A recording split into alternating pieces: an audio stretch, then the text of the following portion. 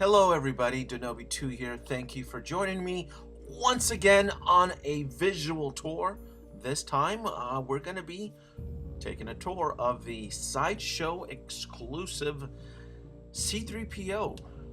And just to let you know, I do love C-3PO and I will do my best not to bash this figure. So let's get right to it.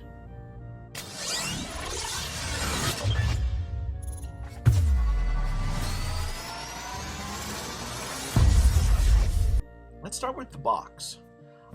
Sideshow Collectibles, they've never been really good as far as art design for their boxes, for their 1/6 scale figures. And I'm just kind of showing you this around. It's bland. It's okay. It's not bad. It's just okay. And I'm using the base comparison from Hot Toys. When Hot Toys, when they release a figure in the 1/6 scale line, it's all about an experience, and the experience starts from the box. So this is my first experience with C-3PO. I am unboxing him, in real time for you. I haven't seen anybody else's videos. I haven't seen any unboxing. I'm going straight right to it. I got the figure, and I just kind of want to share my experience with you as I'm doing the unboxing. And my first impression is, like I said, it's a mediocre box. It's okay. Like I said, I'm using my comparison based off of Hot Toys, and why shouldn't I? Since Sideshow Collectibles, they tend to charge about the same price for their 1/6 scale figures, very similar to what Hot Toys does. Price on this figure was $230 with shipping and tax included. So, and I kind of laid everything out on the table here just to kind of show you that this is it so far. It's the base, the figure, and the exclusive on the exclusive arm shoulder on the top right hand corner. So I'm gonna grab it, and I'm gonna tell you this this piece right here, this is really what drew me to it, and we're gonna go ahead and revisit this a little bit later. So let me grab the figure, and I gotta tell you, it does not feel flimsy. It feels okay. It feels pretty good. Every time I do an unboxing on a 1/6 scale figure, I kind of put it through its checks and balances to kind of make sure that it's able to articulate and so forth. But so far so good. This part actually caught me off guard only because of my experience with the R2-D2's the Sideshow exclusive version, where when I grabbed the R2, it just felt really flimsy. And it felt very cheap. This does not. For a plastic figure, it actually feels pretty good. Feels okay. So far so good. I mean, I'm somewhat impressed by the figure, and I will do my darnest not to compare this to the Tamashii Nations C-3PO, only because they are two completely different figures. The Tamashii Nations is die-cast and this is plastic, and they both have separate price points. So I won't do too much comparison, probably later in the video. Yeah, like I said, the articulation on the figure, the joints, it felt good. I mean, it felt okay. It didn't feel very loose or anything. I mean, as far as the construction of the figure. So they actually get an A+ on this. This is okay. Okay so far. And the joint movement too is it's actually done pretty well. Like I said, this really caught me off guard. I wasn't really expecting the joints to move very fluid. It has a nice firm feel to it, and the articulation. I mean, this is one of the selling points. This actually is very impressive as far as the articulation to the fingers. Done very well. Yeah, I have to say they did a really good job on the articulation on the fingers. So they get points for that. That's actually really cool. I think this is the first 1/6 scale C-3PO that actually has articulated fingers. So that's actually one feature that the Tamashii Nations C-3PO does not have. I'm gonna go straight to the joint, the shoulder joint here. I mean, that was another selling point to get the Sideshow exclusives version of C-3PO, and it's the shoulder socket here. I gotta tell you, I'm a little bit disappointed with this, only because up close it doesn't look that great.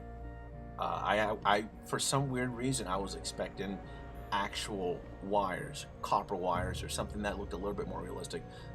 This attachment is one big molded solid piece of plastic, and then it's painted, and it's okay. I mean, once again, it's not great, it's just okay.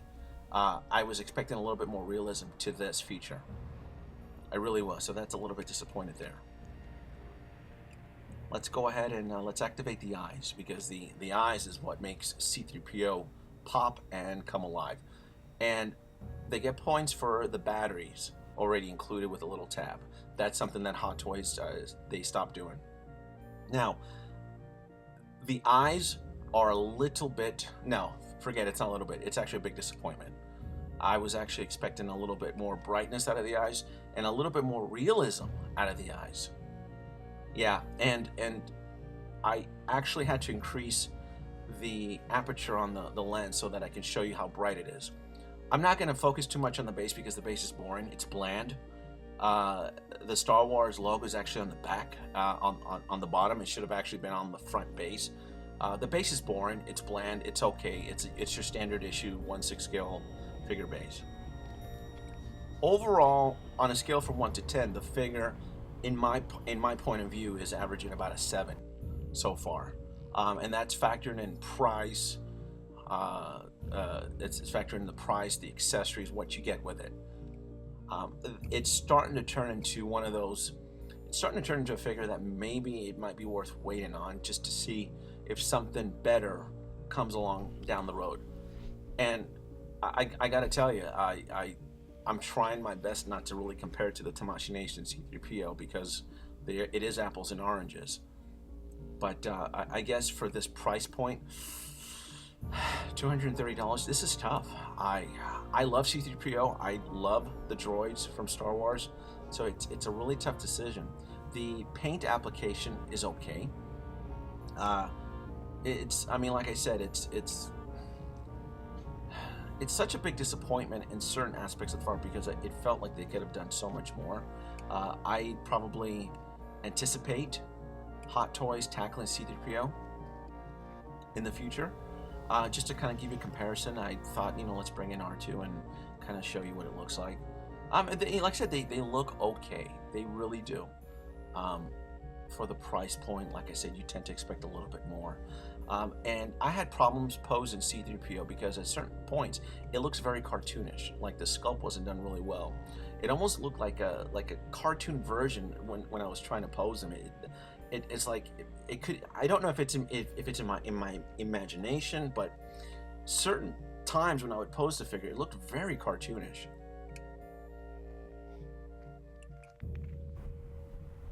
Like I said, it's an okay figure. Is it something you should probably rush out and go and grab? I don't know. This is going to be tough. This bugged me. The paint application on the wires in the back, that really bugged me. That doesn't look good at all. I felt they did a really shoddy job on that. They really did. Like I said, the figure for some weird reason looks better from far away. Like when I take the camera and I point it further away, it looks good. As you get closer to it in these close-up shots, it doesn't look that great. Now, the Tamashii Nations C-3PO, I had to bring them on here, just because there's going to be a lot of comparisons. And like I said, it is apples and oranges, but just to kind of show you, C-3PO's lights, eyes on the Tamashii Nations are lit. Actually, they're both lit. So this is where they dropped the ball. I mean, look at those eyes. I mean, that to me looks like C-3PO's eyes. And as you pan over to the left, and you look at Sideshow's version's eyes, I mean, it looks like he's on crack or he's on drugs or something. They weren't really done that well. For the price point, and I'm just comparing the eyes. I'm not comparing the die cast or the mold, but I'm just looking at the eyes, and the eyes on the Tamashii Nation were just so much better. They're done so much better, and they're both lit. I mean, so you can see how much more bright the Tamashii Nation's eyes are compared to the Sideshow.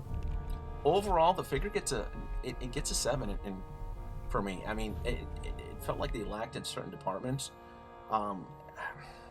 This is tough. I really love C-3PO. Damn it. I could have done better. Like, subscribe, leave your comments below. Let me know what you think.